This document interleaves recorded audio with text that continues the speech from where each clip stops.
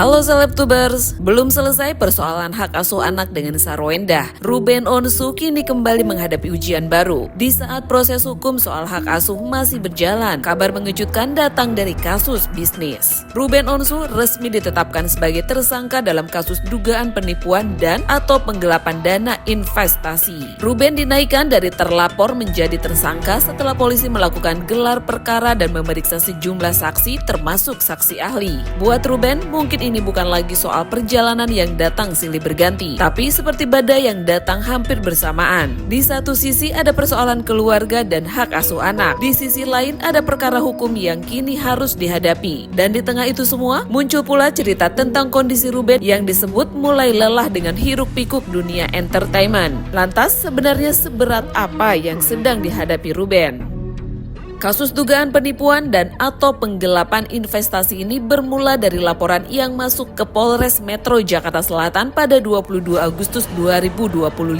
Laporan tersebut berkaitan dengan kerjasama investasi bisnis yang melibatkan Ruben Onsu. Menurut keterangan kepolisian, pada tahun 2025, Ruben menawarkan kesempatan kerjasama investasi kepada korban. Korban kemudian menyerahkan sejumlah modal dengan kesepakatan adanya pembagian keuntungan. Namun ketika waktu yang telah disepakati tiba, keuntungan yang dijanjikan disebut tidak diterima. Modal investasi juga disebut belum dikembalikan. Karena merasa tidak mendapat kejelasan, persoalan tersebut akhirnya dibawa ke jalur hukum. Kasus ini kemudian naik ke tahap penyidikan. Inilah saya sampaikan kronologisnya bahwa si terlapor ini mempunyai usaha, kemudian menawarkan kepada si korban untuk menginvestasikan dananya. Kemudian si korban tertarik untuk melaksanakan kesepakatan antara korban dan si terlapor. Kemudian dibuatkan kesepakatan dengan pihak korban menyerahkan sejumlah modal, kemudian dengan perjanjian keuntungan yang dijanjikan. Tiba waktu kesepakatan, ternyata si keuntungan belum didapatkan dan modal pun juga belum dikembalikan. Terkait itu, makanya si korban melaporkan kejadian ini ke Polres Jakarta Selatan. Dan yang terbaru pada tanggal 20 Agustus 2026, polisi resmi menetapkan Ruben Onsu sebagai tersangka. Polisi juga telah menjadwalkan pemeriksaan Ruben sebagai tersangka pada pekan depan. Bahwa benar, Polres Metro Jakarta Selatan, Satreskrim saat ini sedang menangani perkara dugaan tindak pidana penipuan dan atau penggelapan. Berdasarkan laporan polisi nomor 310 8 Romawi 2025 SPKT Polres Jakarta Selatan tanggalnya 22 Agustus 2025. Terkait dengan penipuan dan atau penggelapan tersebut, pelapornya adalah inisial P, yang menjadi korban adalah inisial DM, sementara sebagai terlapor adalah inisial RSO. Terkait perkara tersebut,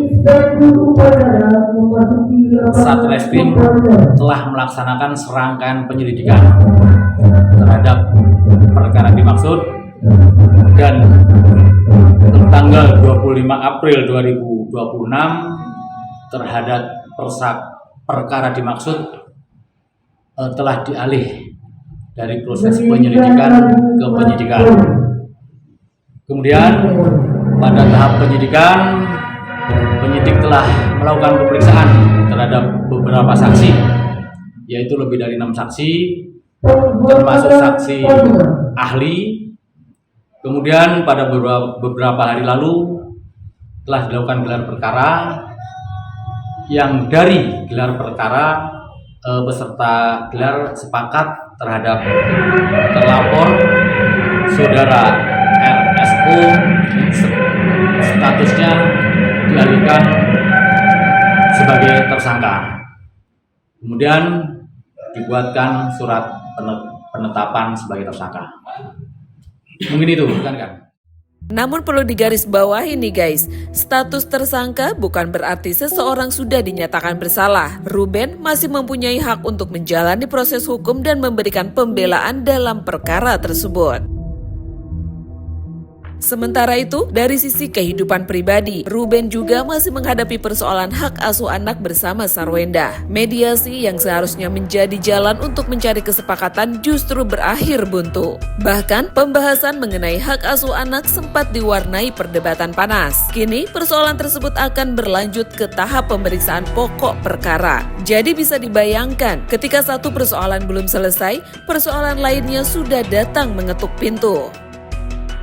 Di tengah kondisi seperti ini, dukungan dari sahabat tentu menjadi sesuatu yang sangat berarti. Salah satu nama yang ikut menjadi perhatian adalah Aditya Gumai. Aditya bukan sosok baru dalam kehidupan Ruben. Ia sudah mengenal Ruben sejak perjalanan awalnya di dunia entertainment. Karena itu, ketika Ruben sedang berada di titik yang berat, perhatian publik pun tertuju kepada orang-orang yang selama ini berada di dekatnya. Bahkan muncul kabar bahwa Ruben disebut mulai merasa lelah dan mempertimbangkan untuk pindah ke Madinah. Ya, Ruben itu sebenarnya sudah sampai pada titik pasrah. Dia udah merasa kayak ya sudahlah. Kalau emang ini dia harus menghadapi begitu banyak kendala, ya sudahlah. Ruben sudah sampai titik sangat tenang dan sampai titik capek. Ya. Dan ini dia nih ya, dia sampai bilang ke saya tuh, aku kayaknya pengen ngundurin diri dari entertain, ya kan?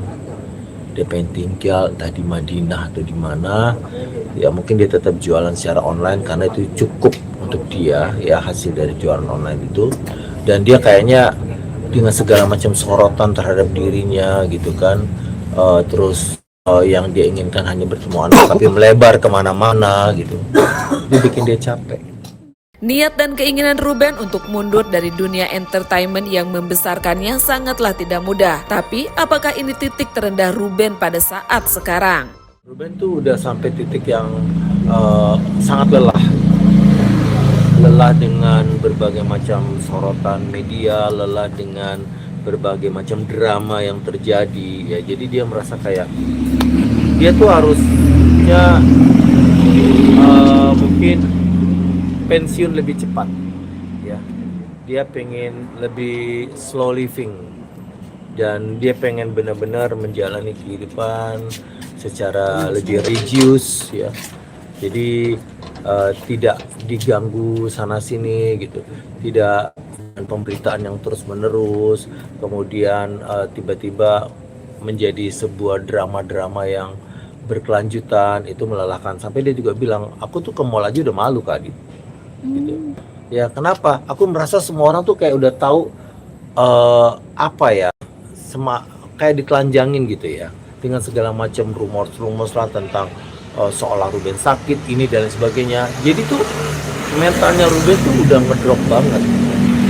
Tapi di sisi lain untungnya sebagai seorang mualaf yang benar-benar dia berusaha untuk benar-benar mendekatkan diri pada Allah, membuat kajian-kajian ya di rumahnya setiap Kamis, dan dia pergaulannya juga udah betul-betul dengan insya Allah orang-orang soleh, dengan ustadz, dengan habib dan sebagainya. Dia udah sampai pada titik pasrah dan pengen menikmati hidupnya. Jadi ya seperti yang Ruben sampaikan di salah satu podcast kan, dia 10 juta aja sebulan itu cukup buat dia gitu ya kan. Artinya dengan jualan online yang selama ini dia lakukan dengan penghasilan yang cukup tinggi sebagai salah satu influencer dengan penghasilan terbesar dari jualan affiliate, dia bisa jualan di mana aja ya kan. Dia nggak mesti dari stasiun TV misalnya, dia bisa jualan online di Madinah kayak gimana gitu. Dia menjalankan ibadah. Nah itu udah sampai titik itu tuh Ruben. Yang jelas, ketika seseorang sudah berada di titik ingin meninggalkan sesuatu yang selama bertahun-tahun menjadi bagian hidupnya, tentu ada alasan besar di baliknya. Dan Aditya Gumai pun memberikan gambaran ketika Ruben dijadikan tersangka dalam kasus dugaan penipuan investasi. Bahwa apa yang Ruben lakukan selama ini bukan hanya untuk kepentingan dirinya sendiri. Ada keluarga, ada anak-anak, ada kebutuhan yang harus dipenuhi. Ada tanggung jawab yang tidak bisa begitu saja ditinggalkan. Kalau saya sih melihatnya begini ya, seperti saya juga pernah sampaikan, kalaupun ada pinjaman Ruben dengan berbagai pihak yang tadi seperti disampaikan berbuntut adanya satu entah itu laporan dan lain sebagainya. Saya sangat yakin uang yang digunakan Ruben bukan untuk dirinya sendiri. Dia cukup kos 10 juta sebulan. Itu untuk menutupi seluruh kebutuhan keluarganya. Kebayang sih, bagaimana kita ngasih uang 225 juta sebulan belum untuk dirinya sendiri, untuk keluarga, cicilan rumah dan lain sebagainya, karyawan. Jadi kalau dia akhirnya meminjam ke sana kemari, lagi-lagi itu bukan untuk dirinya sendiri. Benar-benar dia jadi martir, mengorbankan dirinya untuk banyak orang. Ya, jadi sekarang sampai pada titik kalaupun akhirnya ada Ruben dijadikan tersangka dan sebagainya, ini babak baru kan. Kita juga nggak tahu bagaimana Ruben mengatasinya ya. Tapi yang pasti untuk urusannya dengan hak pengasuhan anak, Ruben sudah sampai titik pada saat ini adalah dia pasrah. Oke, Kadit, terkait masalah ini, Kadit sangat mengenal Ruben. Ada masalah lagi, tidak akan berhenti membuat Ruben tetap berdiri tegak kan Kadit, bahwa ya udah kasus ini ya Ruben tetap jadi Ruben, bahwa akan menghadapi semua, tidak lari apa-apa. Iya pasti. Ruben tuh masih punya banyak aset gitu. Kalaupun dia punya pinjaman itu semua pasti bisa ditutupi dengan asetnya. Tapi kan menjual aset tidak semudah kayak jual pisang goreng gitu. Ya, jadi dia memang perlu waktu. Dan lagi-lagi saya sebagai orang yang cukup dekat dengan Ruben tahu betul. Kalaupun memang Ruben punya pinjaman bukan untuk dirinya sendiri, ya. Bertahun-tahun dia harus menanggung begitu banyak biaya yang harus dikeluarkan, pembangunan rumahnya, cicilannya, dan itu juga untuk memenuhi apa yang diminta oleh yang katanya permintaan anaknya lah dan lain sebagainya, dan kemudian juga biaya-biaya hidup anaknya yang besar banget gitu. Jadi ya itu tadi, Ruben berdiri paling depan untuk menjadi orang yang membahagiakan banyak orang lain. Oke, Kadit. Mungkin inilah sisi Ruben yang tidak selalu terlihat kamera. Ketika tampil di televisi, ia bisa tertawa. Ketika menghibur orang lain, ia terlihat kuat. Tapi ketika semua lampu kamera mati, tidak ada yang benar-benar tahu seberapa berat beban yang sedang ia bawa. Kabar Ruben menjadi tersangka pun langsung membuat netizen ikut memberikan perhatian. Kok sudah jadi tersangka langsung? Apa nggak ada pemeriksaan terlebih dahulu? Tapi ada juga netizen yang mendoakan Ruben agar prosesnya bisa berjalan damai. Namanya bisnis itu bisa untung bisa rugi. Apalagi yang modalnya bareng-bareng, seringnya bikin chaos. Nggak usah tergiur untung gede. Semoga kedua belah pihak bisa menyelesaikan dengan damai. Ada juga yang meminta publik untuk tidak langsung menghakimi sebelum proses hukum selesai. Komentar untuk menguatkan Ruben pun ramai di media sosial. Cobaan sebagai mu'alaf. Masya Allah, benar aja bahwa seorang yang cinta kepada Allah akan makin berat cobaannya. Semoga Allah Subhanahu wa Ta'ala selamatkan Ruben dan menguatkan imannya.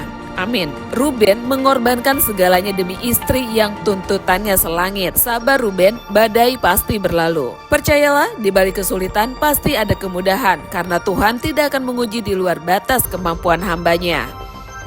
Kini Ruben Onsu berada di persimpangan yang tidak mudah. Persoalan hak asuh anak masih berjalan. Kasus investasi memasuki babak baru. Dan di tengah semua itu muncul kabar bahwa Ruben mulai ingin mencari ketenangan dan menepi dari hiruk-pikuk entertainment. Pertanyaannya, apakah semua ujian yang datang bersamaan ini akan membuat Ruben benar-benar meninggalkan dunia yang sudah membesarkan namanya? Yuk tulis pendapat kalian di kolom komentar ya guys.